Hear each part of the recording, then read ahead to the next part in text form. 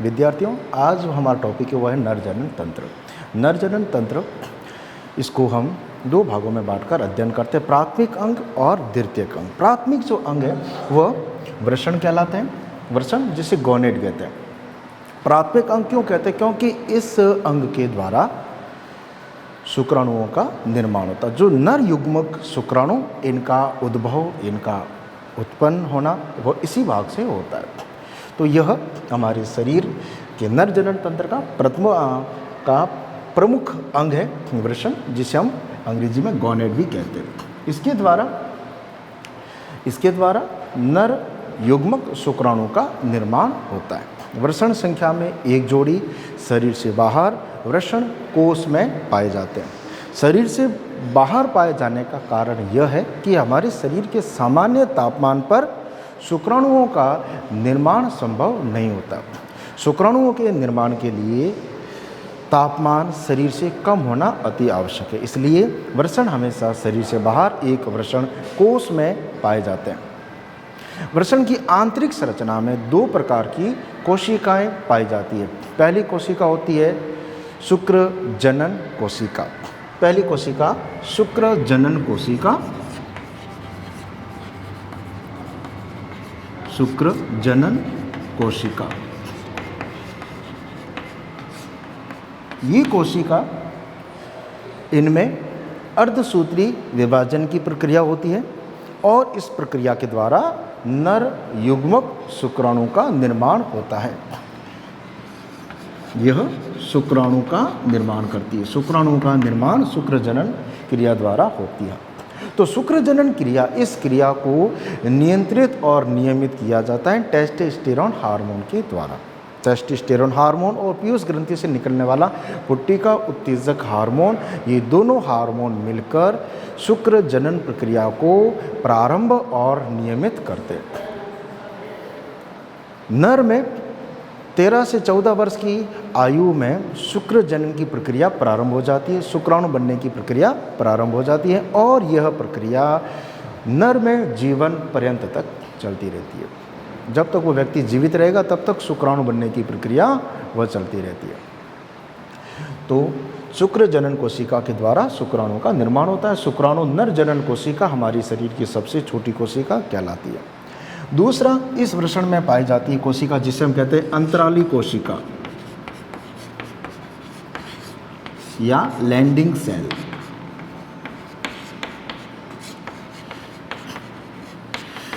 ये कोशिका द्वीप के समान मध्य में पाई जाती है। वृषण की आंतरिक संरचना में हम देखेंगे तो यहाँ पर हम देख सकते हैं कि वृषण की आंतरिक जो संरचना है, या यहाँ पर हम देखें तो इसमें ये जो द्वीप के जैसी जो हमें कोशिकाएं दिखाई दे रही है, इन कोशिकाओं को हम लैंडिंग सेल कहते हैं। ये लैंडिंग सेल या अंतराली कोशिकाएं नर जनन हार्मोन टेस्टोस्टेरोन का संश्लेषण करती हैं, टेस्टोस्टेरोन हार्मोन को उत्पन्न करती हैं।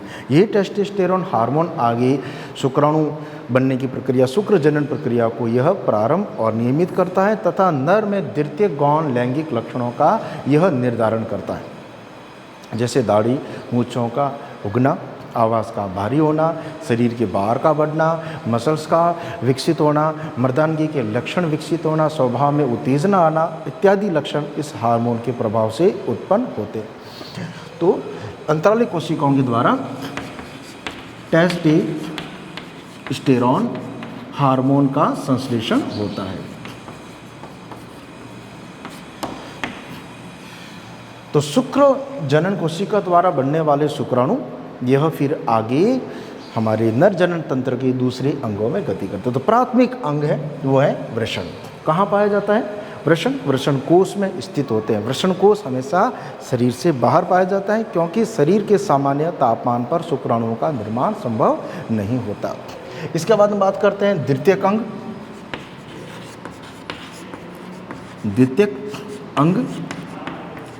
द्वितीयक अंगों में सबसे पहले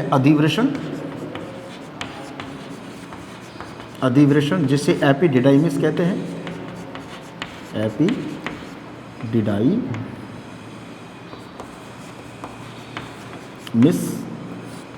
यह एपिडिडाइमिस अधिवृषण वृषण पर पाई जाने वाली एक ग्रंथि के आकार की संरचना होती है। यहाँ हम चित्र में देख सकते हैं, ये जो वृषण है, वृषण के ऊपर ये पाई जाने वाली ग्रंथिल संरचना, इस ग्रंथिल संरचना को हम एपिडिडाइमिस कहते हैं। यह एपिडिडाइमिस अपरिपक्व शुक्राणुओं का अस्थायी रूप से संग्रह करता है। यहाँ पर अपरिपक्व शुक्राणुओं का संग्रह होता है।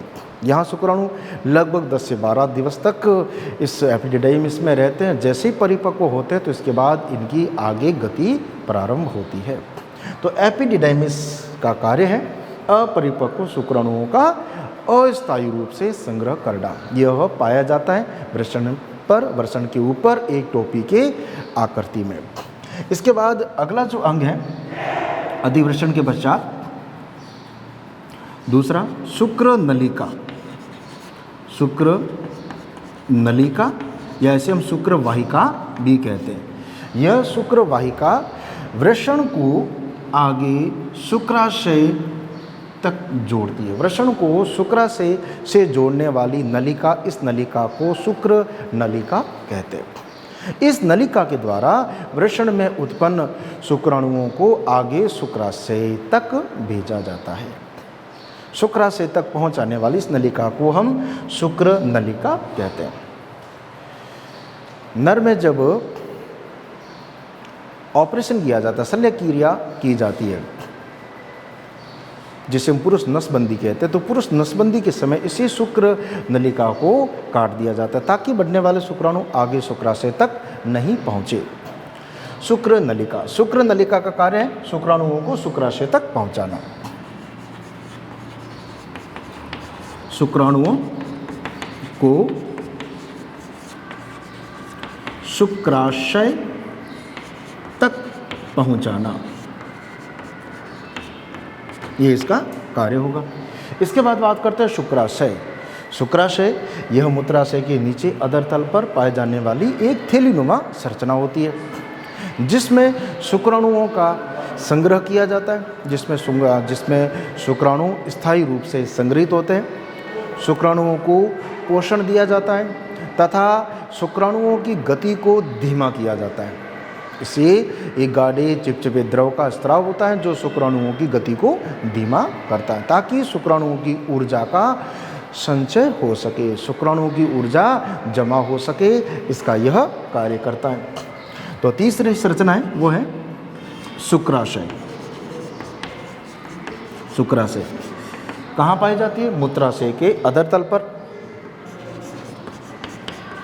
मूत्राशय के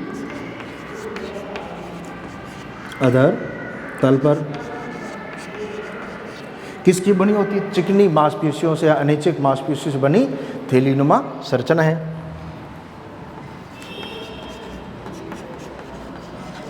अनैच्छिक मांसपेशियों से निर्मित होती है। यहाँ पर क्या होता है? शुक्राणुओं का स्थायी रूप से संग्रह।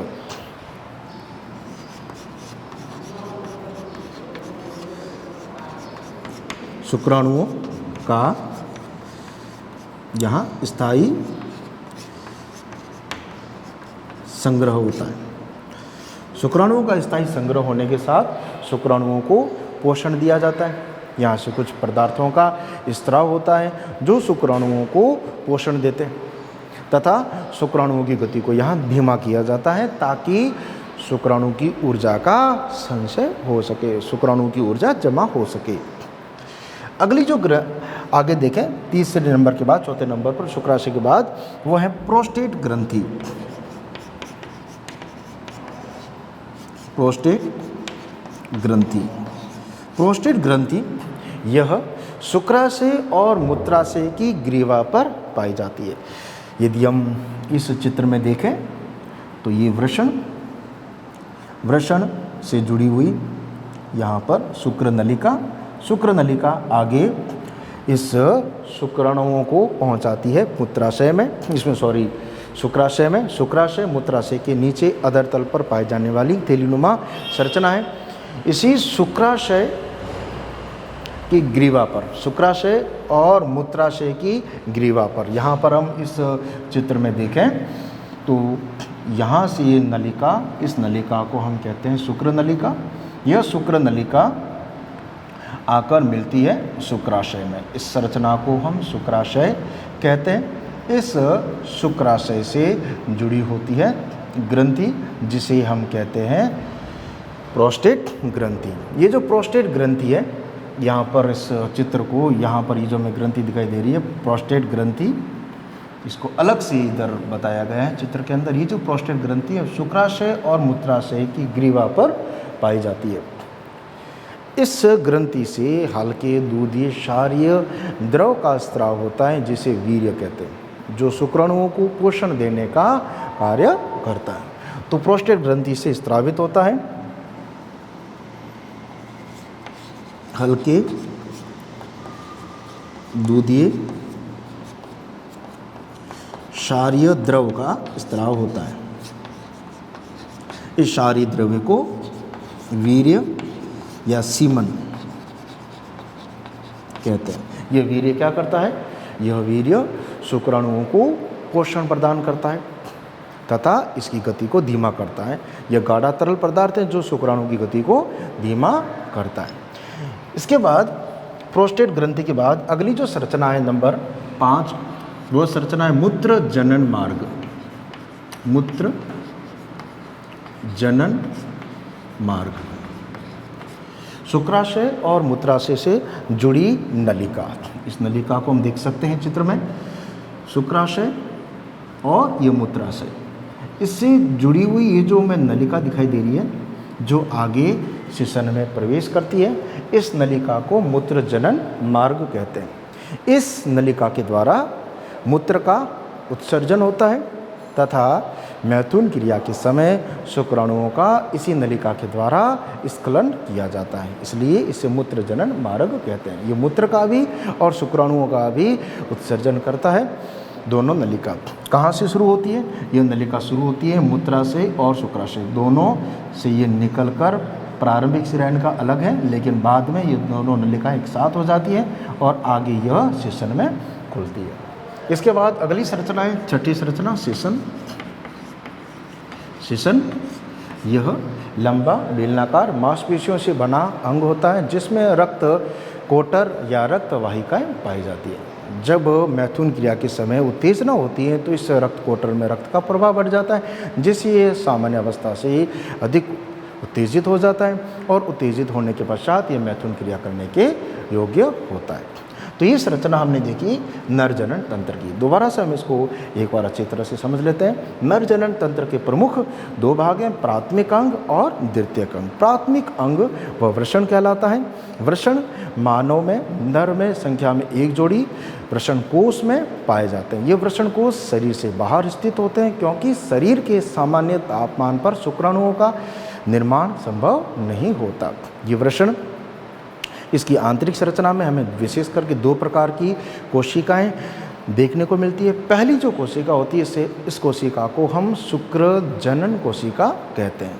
इन कोशिकाओं में अर्धसूत्री विभाजन के द्वारा शुक्राणु का निर्माण होता है। यह प्रक्रिया पुट्टिका उत्तेजक हार्मोन, जो पीयूष ग्रंथि से स्रावित होता है, दूसरा टेस्टोस्टेरोन हार्मोन, जो वृषण से ही स्रावित होता है, दोनों के सम्मिलित प्रभाव से शुक्र जनन की प्रक्रिया वो प्रारंभ होती है और इसके पश्चात ये प्रक्रिया नियमित जारी रहती है।